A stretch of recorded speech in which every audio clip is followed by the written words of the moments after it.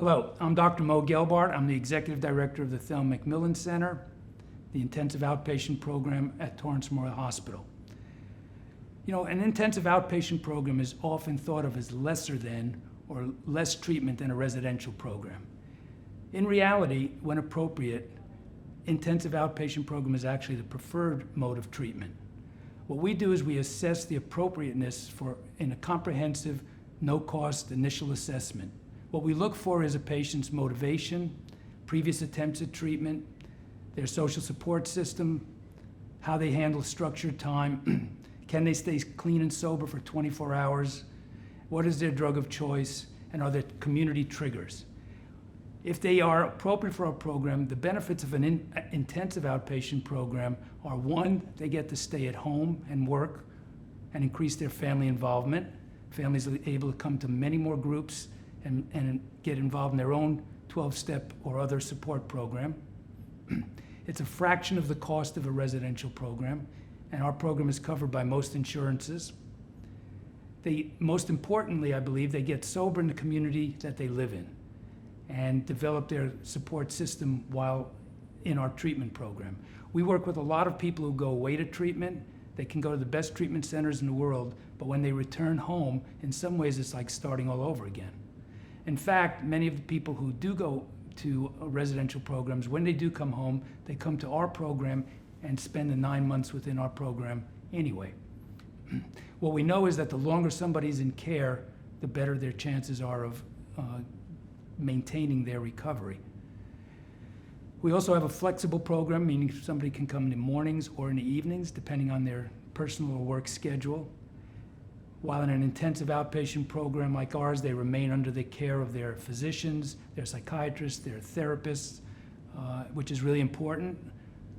Or if they need, they can develop that kind of level of professional care that will continue with them in the years to come.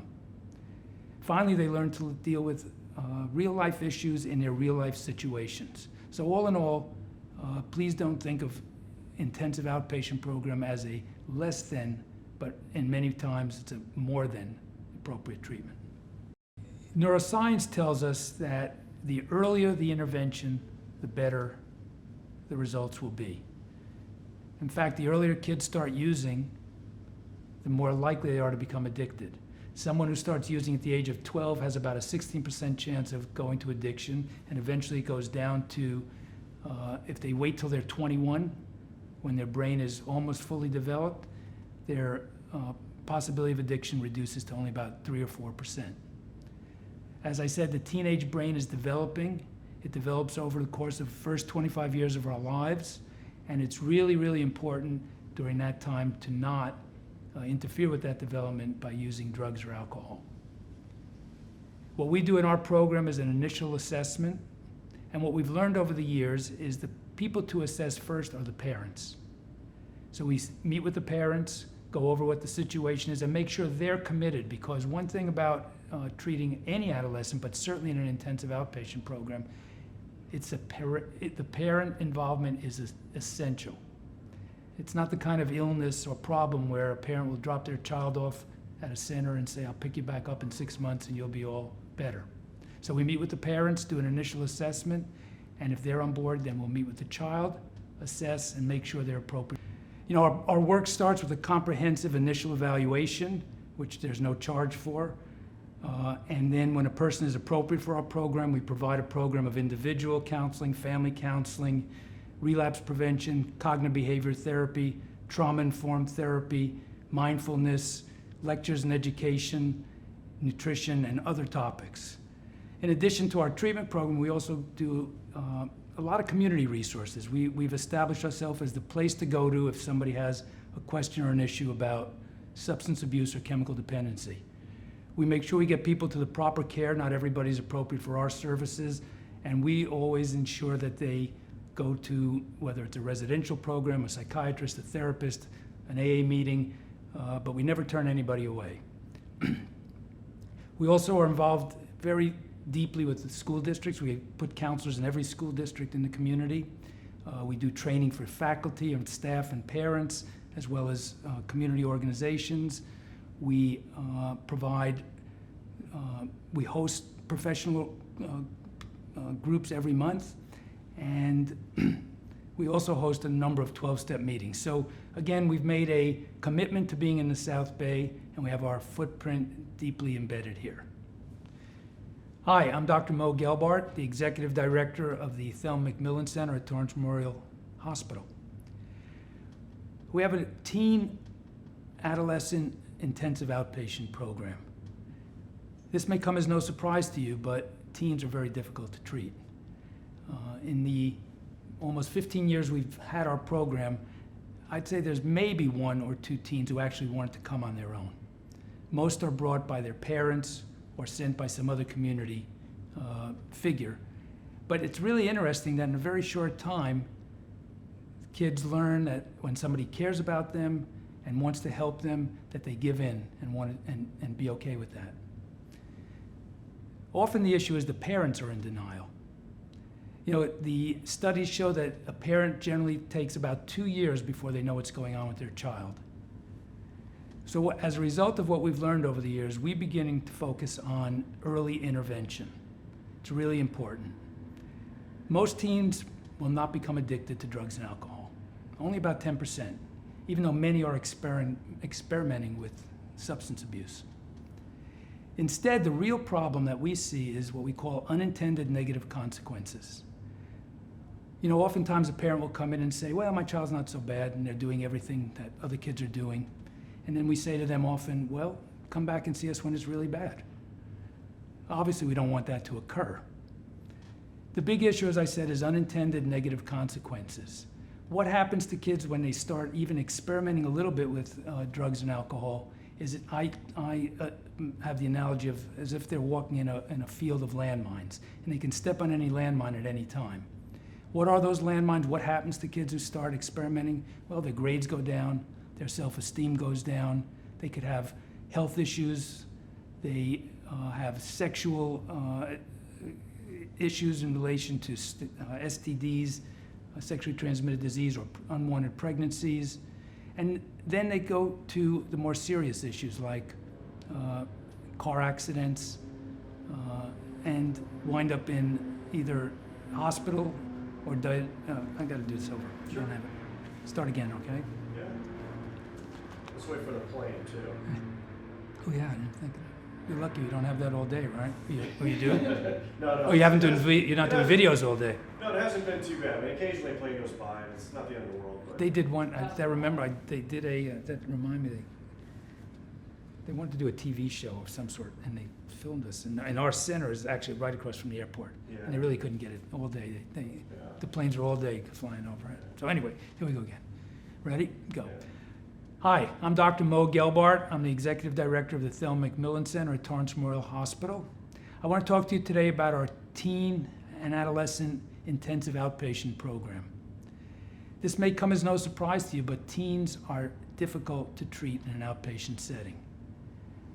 For the most part, they don't want to be there. It's very rare, although over the 15 years we've had our program, occasionally a teen has actually come in wanting help. Interestingly, in a very short time, many of them give in and are pleased that somebody cares enough about them to assist them and provide the help that they really want, because all kids really want to be well and healthy. Sometimes the problem is with their parents. Parents are often in denial. In fact, it takes a parent about 2 years to find out what their child is really up to and really doing. Parents will often come in and say, my child's not that bad. They're no different than any of their friends. And we tell them, okay, well, if that's the case, then come back when they're really in bad shape. But what we really want to do is have an early intervention. We don't really want to wait till they're down the road in their drug and alcohol use. The interesting thing is most teens will not become addicted. Okay? Only about 10 to 12% will actually have an addiction problem in their life. Although that rises, the percentage of that rises with the earlier the use starts, the more likely they are to have an addiction problem. Really, the problem that we've found is what we call unintended negative consequences. In other words, what happens to a teen when they're using that they didn't intend to happen, and oftentimes it's quite damaging to their lives. What are some of those unintended negative consequences? Well, it begins with school. Things like grades begin to fail, friends that they have begin to leave them, and they begin to turn to a different level of friends than their parents are used to them having. Self-esteem changes, their self-esteem lowers. They begin acting out sexually often, sometimes resulting in sexually transmitted disease or unwanted pregnancy. They have health issues, illnesses. They may have legal issues, an arrest. And by the way, even a simple arrest for a drug or alcohol issue can lead to problems eventually when they go to college, getting a college loan, when their FAFSA application asks them, have you ever had any legal problems? They may be denied that college loan. There are other unintended negative consequences which are much more serious, often leading, believe it or not, to injury and even death, either death of others via car accident or themselves.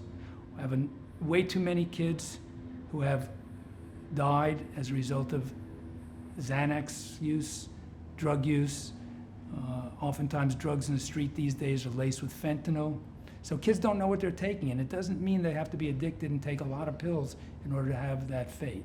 The other one is the obvious driving under the influence.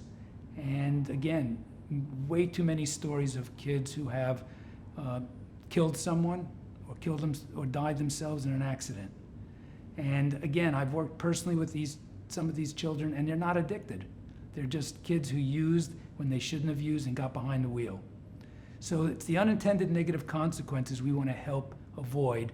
And again, the earlier we get someone, the better it is. Actually, neuroscience helps us in this we've learned over the years that a teenage brain develops really over 25 years. We used to think it was developed in 5 or 6 years.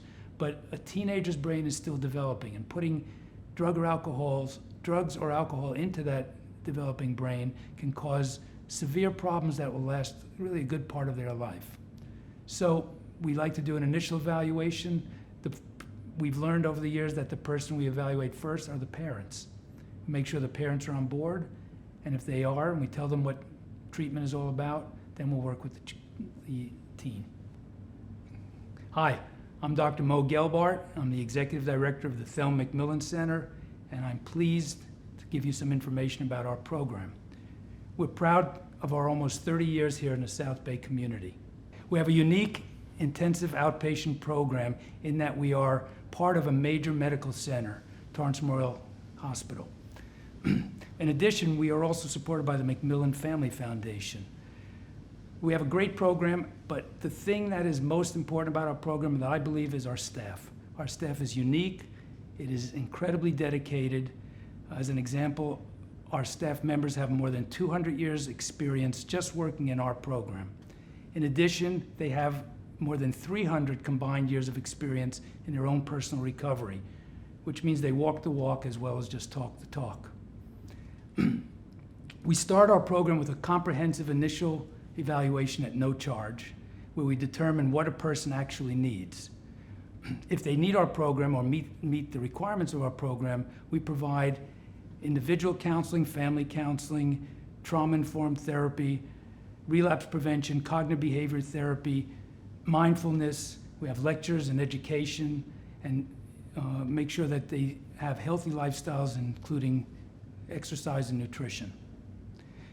As well as our treatment program, we found over the years we have turned into an excellent community resource. We are the place to go to if people need information or have questions about anything to do with substance abuse. We provide counselors to every school district in the community. We provide training to faculty, staff, parents, variety of organizations, and we host professional groups and 12-step meetings at our center. Again, we're extremely proud of the work we've done and look forward to continuing that in the South Bay.